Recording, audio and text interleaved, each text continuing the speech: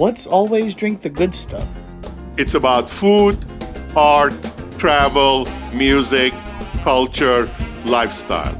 It's interesting conversations with interesting people. And yes, sometimes it's even about drinking the good stuff.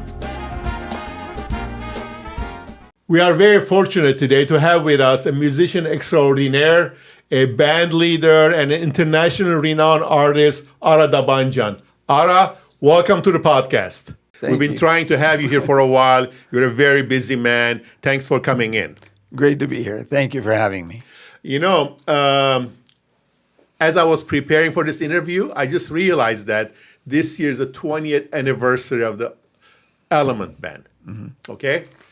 Can you please take us 20 years ago? What decide to establish this band? And where does the name Element come from? Well, first, 20 years ago was a while back, as far as music is concerned, and the whole social media and the environment, everything was different. The reason I created the band is because I saw people around me, mostly Armenian kids, not listening to music, Armenian music, that is, high school kids and whatnot. That bothered me, and the songs I started gathering to rearrange and reintroduce in a different way were songs of the troubadours from the past, traditional songs that I wanted to keep alive. And that was bothering me a lot back then for a few years before I started the band. And that was one of the reasons. The other main reason is I've always thought that this music could be served to non-Armenians. So it's palatable to those ears. I think so, and we've proven that to a certain extent, but still have a lot of work to do towards that. But that was the main reason. And mind you, back in those days, no one was listening to this type of music. Now there are a lot of young people doing this. Since about a decade ago, it's really it's been saturated, which I'm very, very happy about.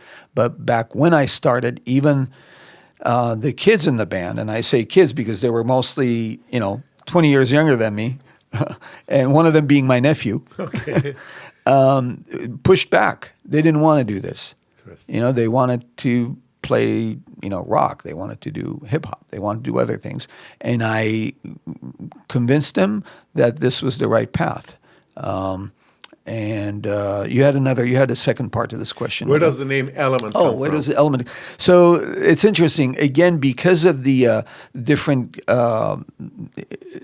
young people that were around me, band members, and I saw that they were from all different walks of life. I was born in Beirut, and most of these kids are born here. We had our bassist was a Filipino guy. And everyone had a different background. And I thought, you know what? It's all these different elements that came together to form this band. So hence the Element Band. Okay, before we delve into that a little bit more, can you tell us about yourself? Where you're from? When did your musical education begin? Well, I was born in Beirut, Lebanon.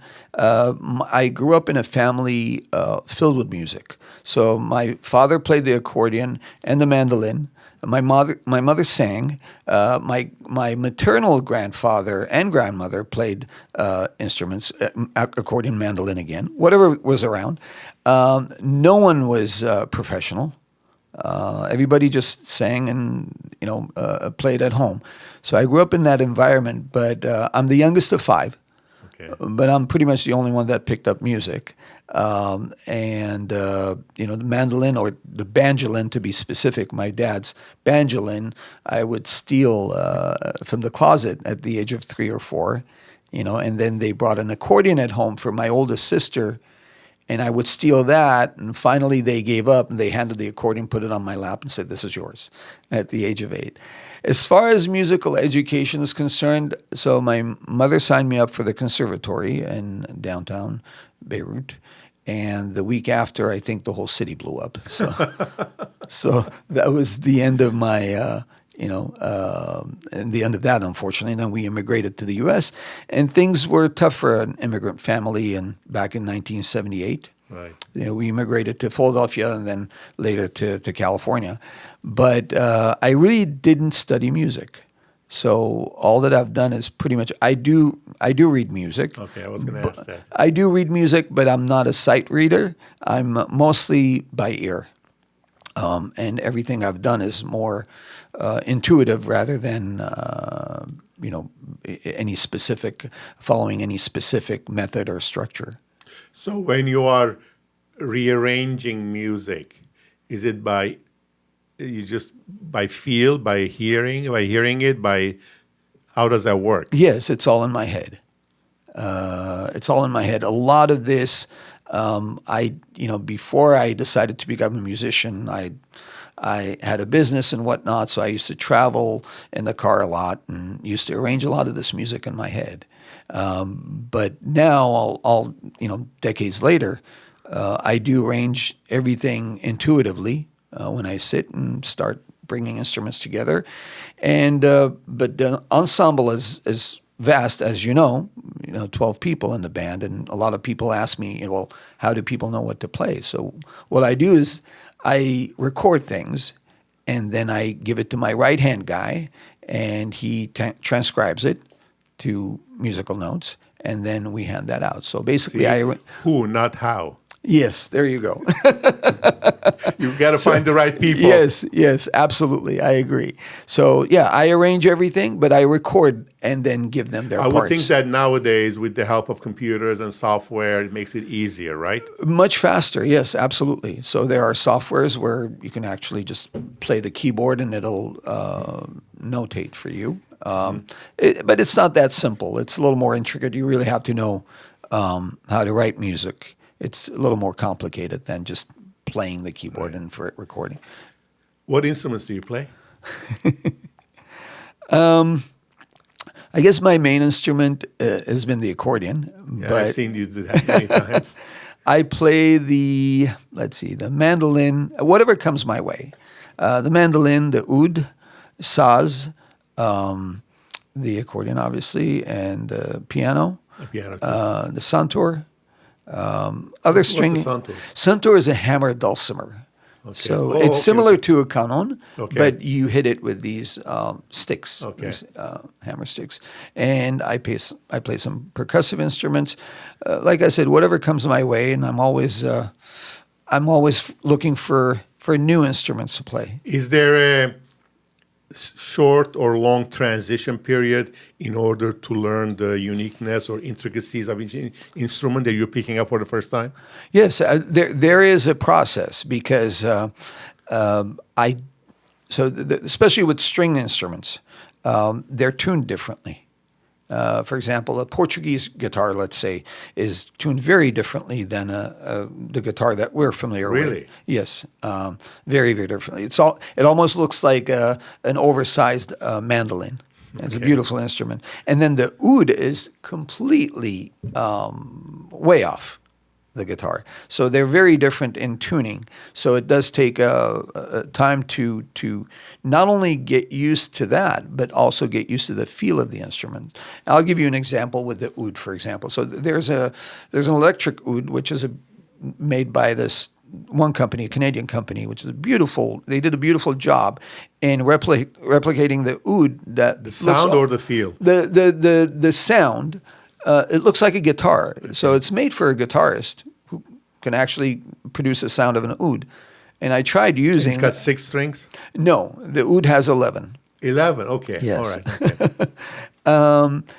And they did a great job. Obviously, it's a very reputable company. However, it has a flat back. So when I started playing that, it just didn't feel right. Okay. I needed that oval. I needed the belly. I needed that too. So yes, to me at least, it makes a huge difference to play any instrument in the way it's supposed to be played, with the proper tuning. Because some musicians change the tuning too. I don't like doing that. Exactly. So to answer your question in a really long way, yes, it does take a little bit of time. Too used to it. Going back to the mission of Elements Band, you said you wanted to modernize older Armenian music and songs, correct? Almost.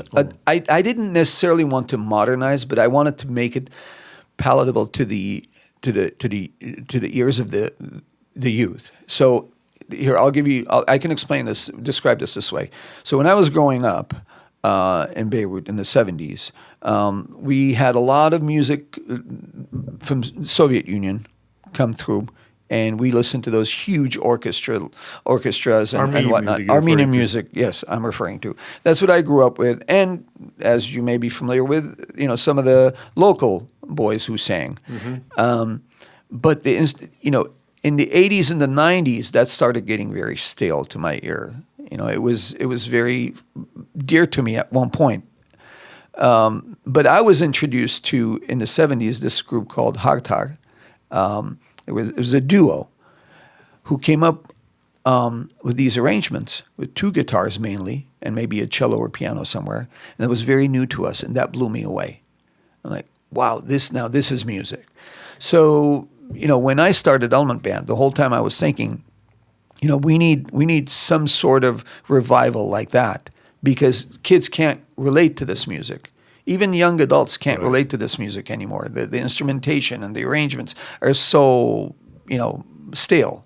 And therefore, I decided to change all the instrumentation, change the arrangements, and introduce this in a new light, in a new way. And I'm happy to say it caught on. That's interesting. Besides Harta, who are some of the people who are musicians or composers have influenced you? Many. One of the best things my parents did is they had vinyls from all over the world. So that was the best thing. My uncle listened to a lot of American music. Back in the day they had Elvis and Paul Anka, and then I started getting into Zeppelin and Pink Floyd and whatnot and Jethro Tull. But aside from that, I was exposed to tango music, European music. So of course, every Armenian household had Charles Aznavour. My mother was a big fan of Edith Piaf. Okay. So pretty much from all of that, plus Middle Eastern music. So the combination of that, I think, was very, very important for me to have and to have in my library in my head. You mentioned Armenian troubadours. Excuse me. Can you give us some examples who you're talking about? Sure. Sayat Nova being one of the biggest ones. Kusan Shahin. Kusan Setrak. You can go, I can give you a ton of names. But those were all, until today, I look for them. In addition to that, Gomidas. So, I'm certainly not a classical musician. And a lot of, usually Gomidas is heard in the classical genre, but I think... Although during his time, he was considered an avant-garde musician. Exactly. Absolutely. It's quite interesting. Right? How times change. Absolutely. And now they keep it at the classical level. I don't. And hopefully... Have you adapted any of... Excuse me, sorry.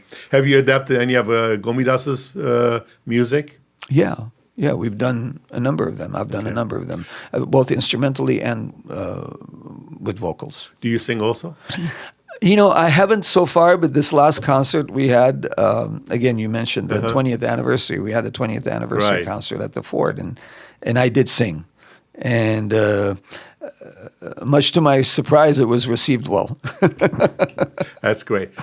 When you're adapting these Armenian music, Armenian songs, are you concerned that you may be changing or altering their Armenianness?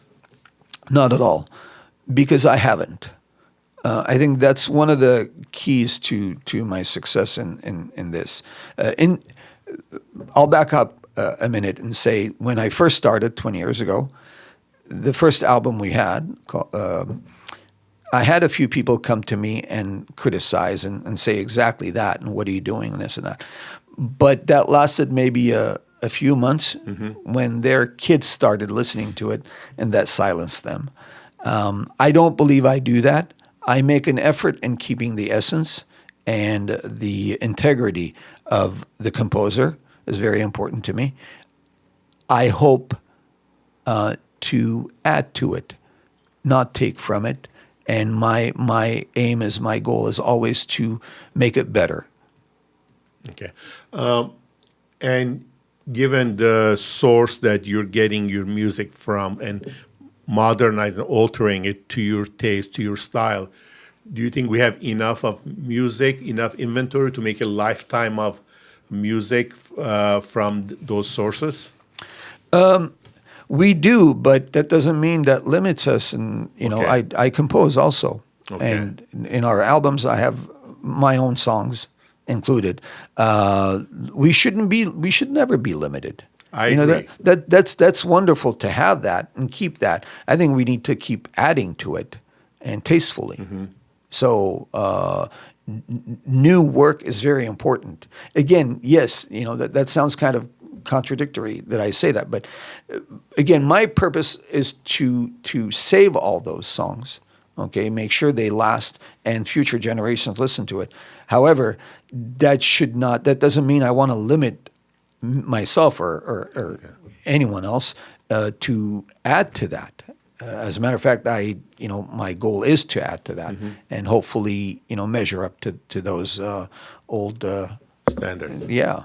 What is your writing process for creating a new song or a new piece of music? It's very intuitive for me. It has to be,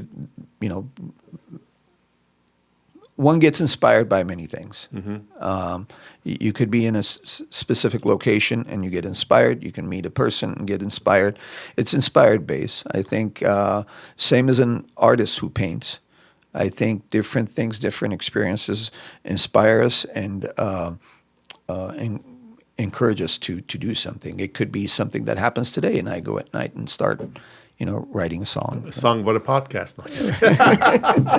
Right. That would be interesting. Yes, it would. When you're putting together an album, do you know ahead of time which songs are going to be hits or which songs will not be as popular? Or are you just relying on the audience to make that decision for you? That's a pretty big question.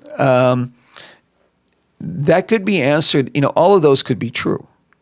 For example, here the first album. For example, when I recorded Untitled, I knew like the back of my hand that was going to be a popular song, and it. But then again, there are a couple of other songs that I never thought would, and they become very popular. Right. So I think sometimes it's hit and miss. You don't know what the audience is going to be gravitated towards. Once in a blue moon, in your bones that, oh yeah, this one I think will take off. Right, but it ultimately is the decision of the audience. Absolutely. Sometimes you don't know. What they're going to be receptive to. So, let's look at the business side of music industry that you're in, the owning a band and putting people together, producing albums, producing concerts. Can you talk? What does it take to do all that? An army. Yeah. It's a tough task, especially doing it this long. The band has transitioned. We've gone, the only two people from the initial members are myself and my nephew, the violinist, Shant. The rest have changed a number of times. Vocalists have changed a number of times. Without boring you with all the details, I can say this. It's much like any huge pop band or whatnot, bands break up. It's not easy. When you have two people, you have two opinions, and when you have five strong opinions. And in my case, now I run a 12-piece ensemble. So I managed it in a way, throughout the years I learned, and now it's at a place where I call it an ensemble as opposed to a band because there's one person making the decision. And that makes a very, very big difference. In bands, when you have, typically 4 people, 5 people trying to negotiate, make decisions, a lot of problems arise. When you have an ensemble, which eventually I figured out, Right. it's much easier to run the place. And musicians, although I use the same musicians all the time, I don't have to. The band is at a point, the ensemble is at a point where if one musician is available, another musician can come in and take its place, or his place, or her place. So that has made it a bit easier, but still, it's a tough task to control. John Bon Jovi people. talks about the fact that he's the one who makes the decision for the entire band. If he does, that's a good thing. That's So- what he goes, I'm not going to Yeah. let anybody else make decisions for us. This is my band. I make the decisions. Believe me, that's the easiest way. That I found peace when I made that decision myself. That Right. I called it soft dictatorship. Benevolent dictatorship. So it makes things black and white. People know where they stand, and people know they have one leader and one voice, Right. and that's who they're going to hear. And what about producing albums and record labels, and how does that process work?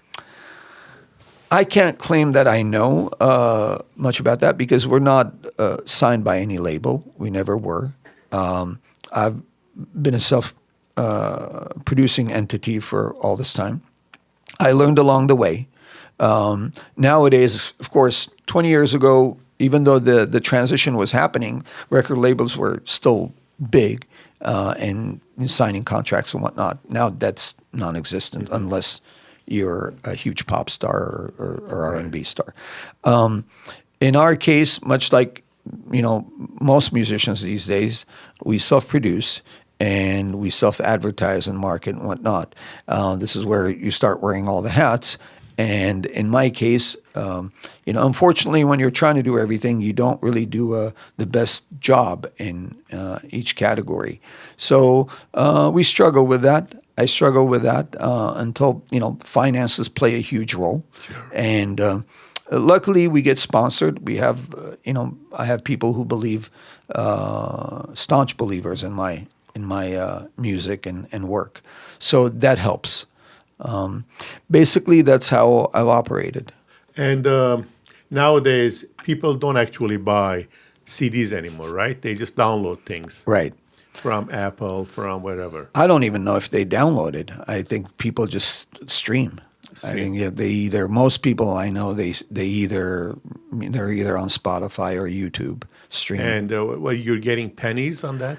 0.007, I think, is That much? I think that's what Spotify pays these days. Okay, it's So, minuscule. so it's ridiculous, yeah. Right. But we do get, you could look at it in a positive light here. Let's put it in a positive light. So, Yevofe, the album I produced, my first album 20 years ago, you could argue It's an that interesting name, Yevofe. Try to explain it to not Armenian. we started from the well, we'll I'd love to touch base on that. Okay, yeah. But before we do, so the album that we produced 20 years ago, by people listening to it today, we get paid. So this is a positive light, right? This is a positive light on this process, although it's fraction of a penny. Okay. But there's a positive side of it. Now back to the name. So I decided to go with the letters of the alphabet for our albums, to name our albums. So the first one was Yevofe. And I've actually put a little note in there explaining what that means. I'm surprised you didn't start with I Pink Him. Right. I didn't. I wanted to start from the end. So it's basically, and the rest of our albums, if you notice, they're all letters of the alphabet. Yeah. So the second one is U, because it was a double album, U meaning and. So this and that. And the third one, technically was the Christmas album, which we've never had a chance to talk about that too much, but the one following that is E, meaning existence. Interesting. So, okay, let's talk about the Christmas album. What brought that up? So the Christmas album, When was this? When was that, actually? 2011. Okay. Not too many people know about it. And It's Armenian songs or? it's actually both. It was in 2011. And for adults, not for kids, is it? Or if No, it's it's for both. kids? Yeah. Okay. Yeah. It's actually in 2011. The band was going through another transition, and this was a difficult one, a really hard one for me. And it was right around Christmas, and through that pain, I sometimes you go back to your childhood and whatnot. I ended up writing a Christmas song. Okay. And I did it. It was just, again, spare of the moment thing. I was inspired. I wrote it. And I decided, you know what? This could be an album. Christmas is coming up. So I did. And I didn't really call it, I call it more of the Ara Dabandjian with Element Band as opposed to Element Band's album. So, and that's out there. That's on Spotify if you want to listen to it. I saw you a few weeks ago before your trip to Armenia, which we're going to talk about. And afterwards, I was posting a picture of us together on Facebook. And as I was trying to select music, I realized that your music is on Instagram and on Facebook, correct? Yes. It is. How does that happen? Well, Because it's a royalty-free music that is your music is there, both your music personally and the band music is there. If you look up under your name, you can select the music to play for a reel or for a picture or for a post. How does that happen? I think that picks up from Spotify, if I'm not mistaken. So So you didn't have to make a special effort to get your music onto Facebook apps? no, Interesting. I'm not that I'm aware of. I didn't click a button that said, do this. So are you getting any money every time I post your picture, my picture, which I will do later today again with your music? If my music is played, I'm going to get that 0.0007 cent. It's a 15-second portion of a number of your songs that are up there. Right. Whenever my music's played, it's going to go through. So basically, I go through a publisher, and that publisher handles everything. So they might have done something, offered your music royalty-free to the social media sites. Yes, absolutely. Because in their site, what I do is I opt into those things, not specifically Instagram. So what I do is I check mark the box that says, "Would you like this?" And then I say yes because I want my music. And that's to be really good because if you just look for generic Armenian music, the quantity and the quality is not very good. Right. But I guess the trick is to look under particular artists. Right. Right. That's when opens up. You have more of your music there than if you put in Armenian music. Yes, you're right. And that part I don't understand. And, the whole social media algorithm. But it's just available anytime you want to post something. Look under next time. Just look under your name or under the band's name. You'll see all the music that's available. Yes, which is good. Yeah, absolutely. It gives you a lot more coverage, more visibility. It's wonderful. Yes, which is what we need. Excellent. All right. You were just in Armenia, and tell us why you were there and what happened there. This is very interesting for me. So a nonprofit organization called COAF, which the acronym stands for Children of Armenia Fund. Right. A wonderful organization. Right. They have a banquet coming up later this month in New York. Actually, if I'm not mistaken, next week even, Yeah. right? Yes, and they do that once a year, and it's a wonderful organization, and it was my first time working with them. I had done a similar project, a workshop with Tumo about 10 years ago, working with kids, but this was a very different experience. I had never been to the Co-op Center, so I'll start from the beginning. So they invited me to do a workshop, a 4-day workshop with the kids. Kids are between the ages of 12 and 18. Okay. A musical workshop, obviously, in Lori region. Lori, I've been there actually. I've been to that center actually. Okay, It's a beautiful. Lori is a beautiful part of Armenia that a lot of people don't visit. It's in northern part of Armenia, Yes. and there's a beautiful co-op visitor center, and there's a bigger center down the river. Yes. So didn't get the chance to go down the river, Okay. but I was at the Smart Center, what they call the Okay. Smart Center. And I had never been to Lori. It's And beautiful there. yeah, many people left their heart in San Francisco. I left mine in Lori. Absolutely. So it was a beautiful experience. As you described it, is such a beautiful place, and they've done what I noticed architecturally, they did such a beautiful job in keeping the integrity of the whole of the nature there, by not erecting a 3-story building and erecting 3 separate ones. Right. So that was very impressive. So they sent me to do the 4-day workshop. I went and worked with the kids. 20 kids, and they were wonderful. I fell in love with all of them. Couple of them were pretty good musicians. The rest weren't. They were amateurs at best.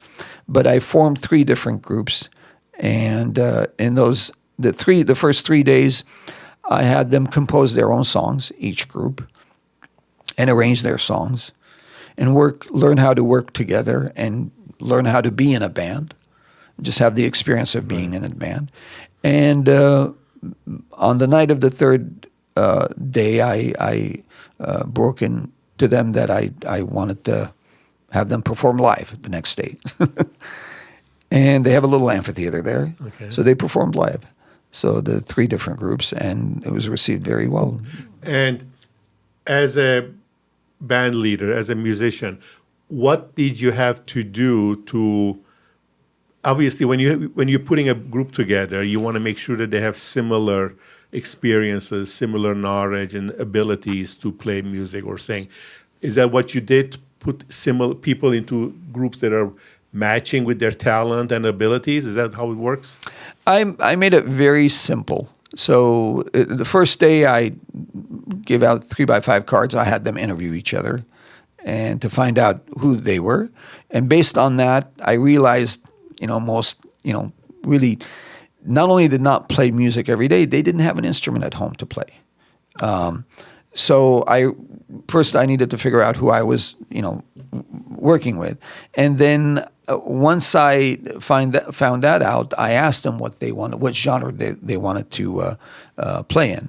And then I separated them into a rock group, a hip and hop, and hip hop and a pop group.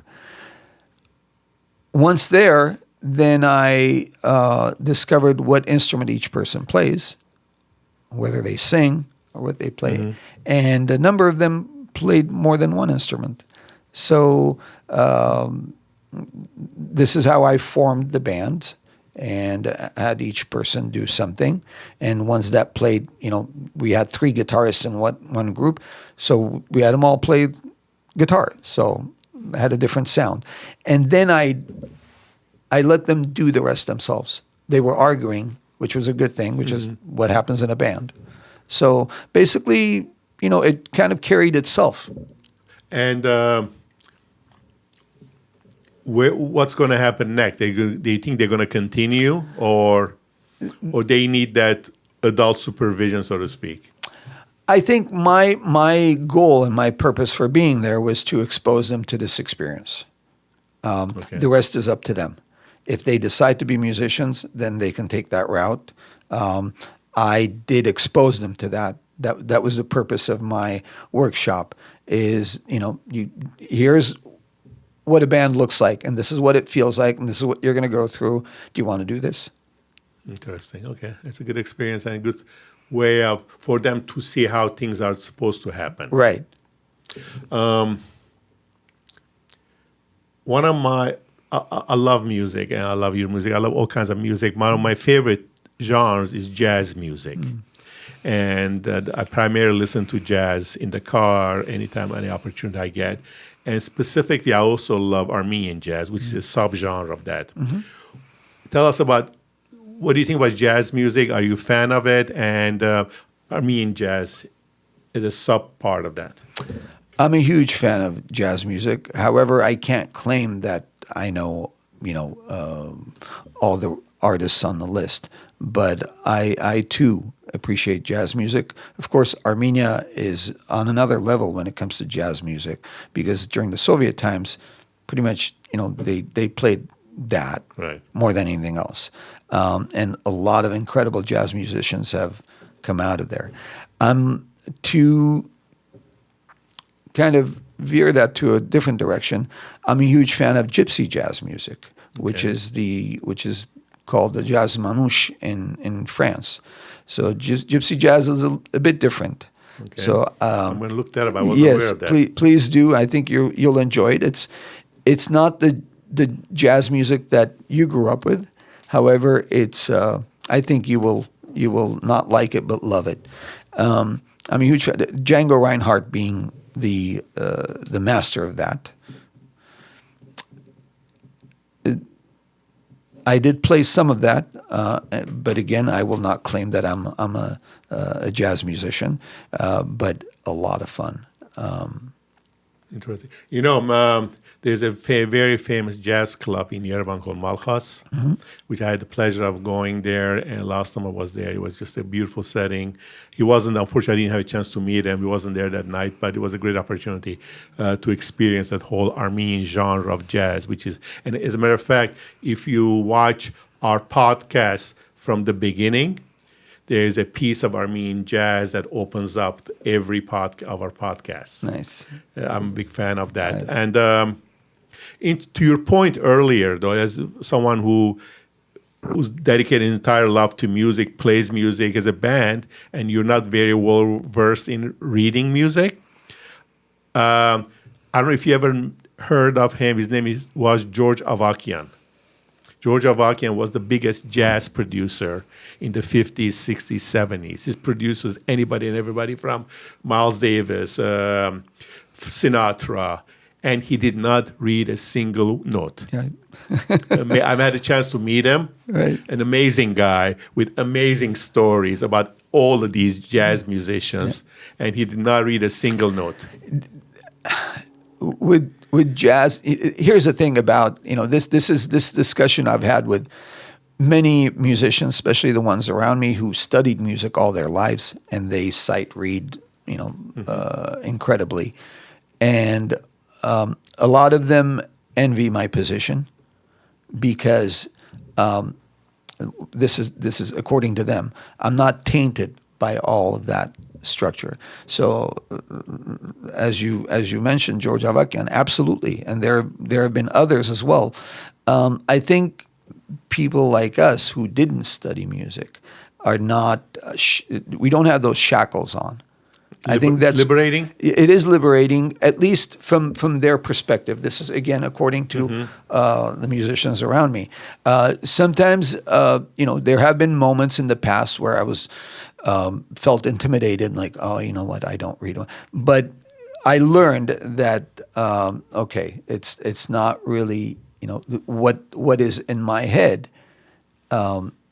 It's not. No one's able to replicate. If we look at it from that perspective, where, reading notes, anyone can learn. But what I know is not something that you can learn. You have it in you. You're gifted, right? Fortunately.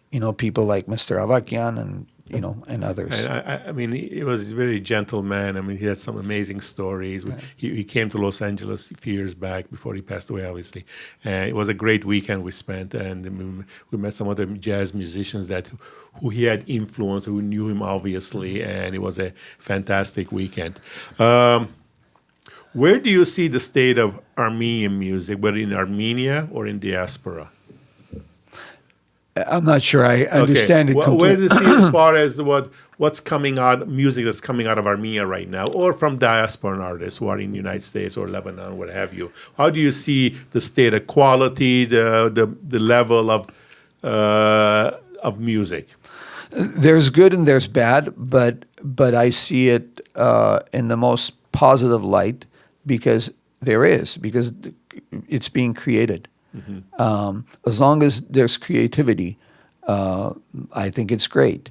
We all have our opinions. We all have our favorite genres. We all have, things we like, we dislike. The important thing is that we create. We keep going. We need We need new things, things that shake the ground, things that make adults feel very uncomfortable. I think those are good things, not bad things. And if it makes me uncomfortable, Is that a good thing? I step back and go, yeah. And honestly, I try to go there as well. So again, we're all as creative people, we're all trying to renew our work and recreate our image and make new music. That's what it's about. On that point, how do you stay creative? How do you stay original?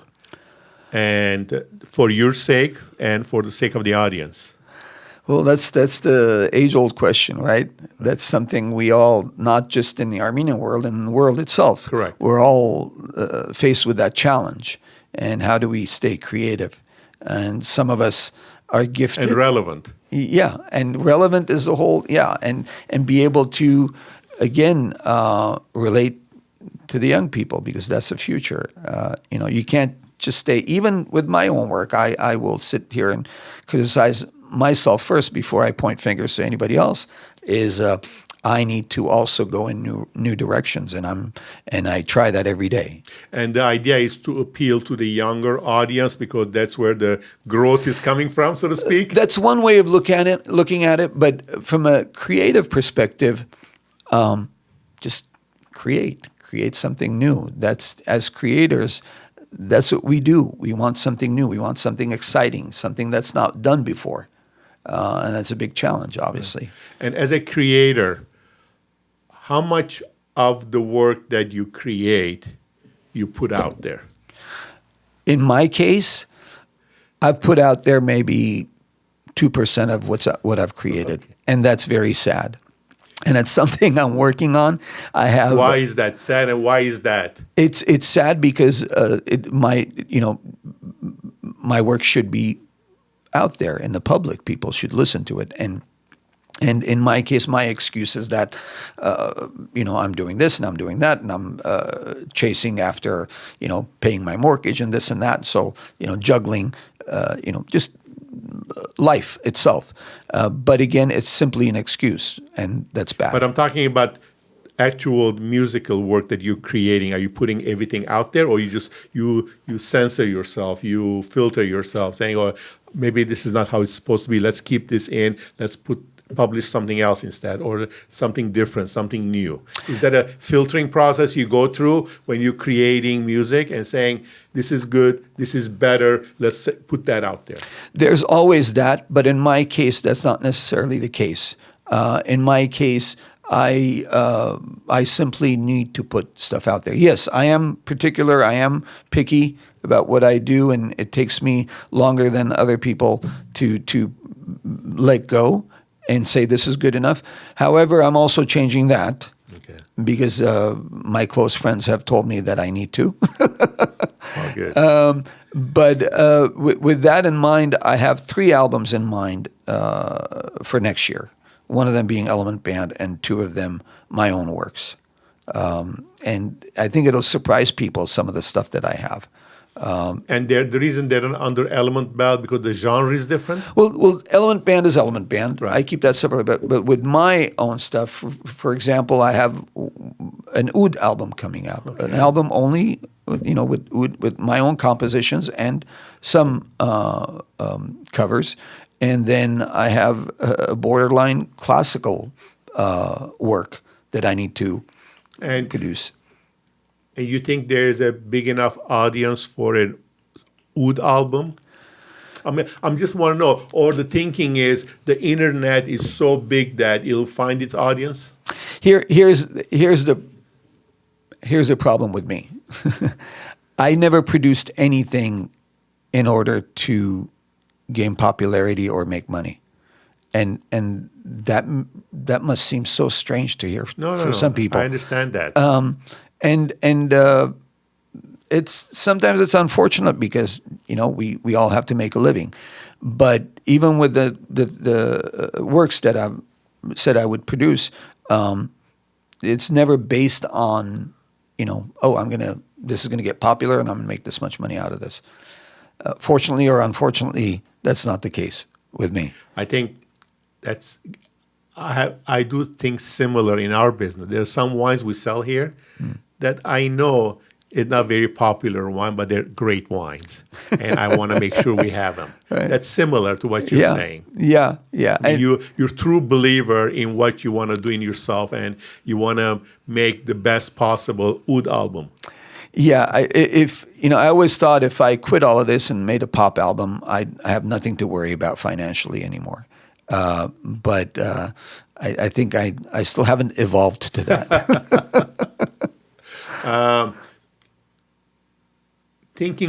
Going back 20 years, what would you say to the younger Ara, saying what have you learned over the last 20 years in managing a band, producing music, in the changing internet music world? What would you tell your younger self? I suppose, again, this relates to what we were just talking about. I suppose I would say concentrate on marketing of it, because you were the first to introduce this idea. Many followed this direction. Many don't know that we were the first to open those doors. But are there others who are doing similar work? Many came out doing similar things. Many came out using some of my arrangements.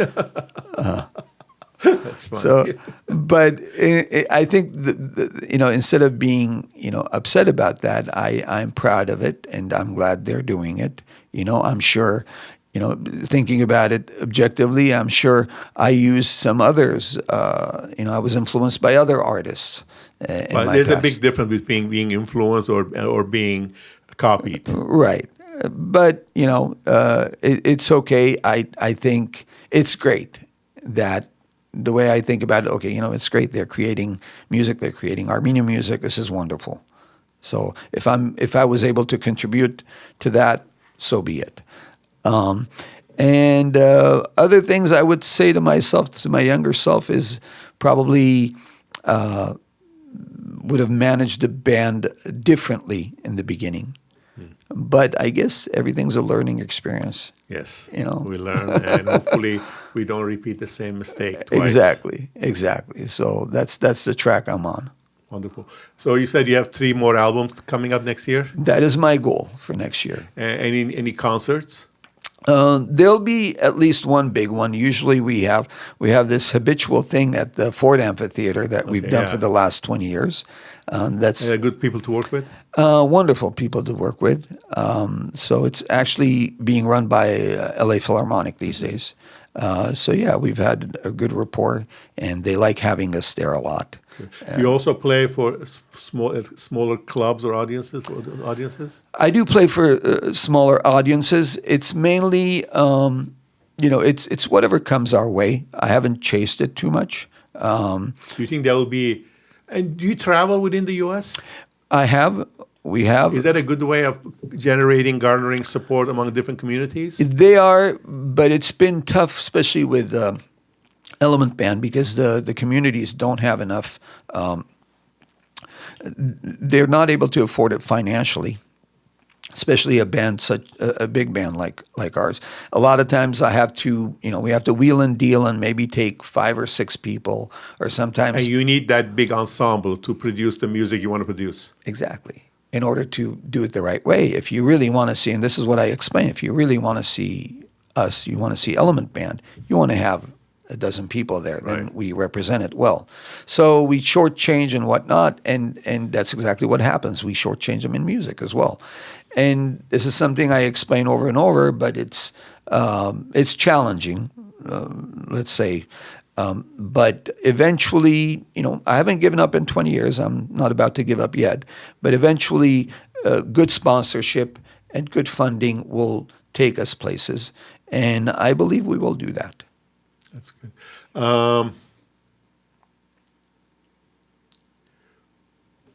Besides what you already said is coming up, where do you see the band in next 5, 10, 15, 20 years? I don't know about 10, 15, 20 years.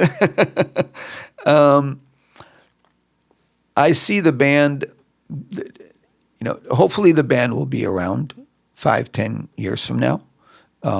That, again, depends on what happens with who comes in, who goes out, and Well, whatnot. Rolling Stones are performing in the 80s. Exactly. In my case, I will never give up the band.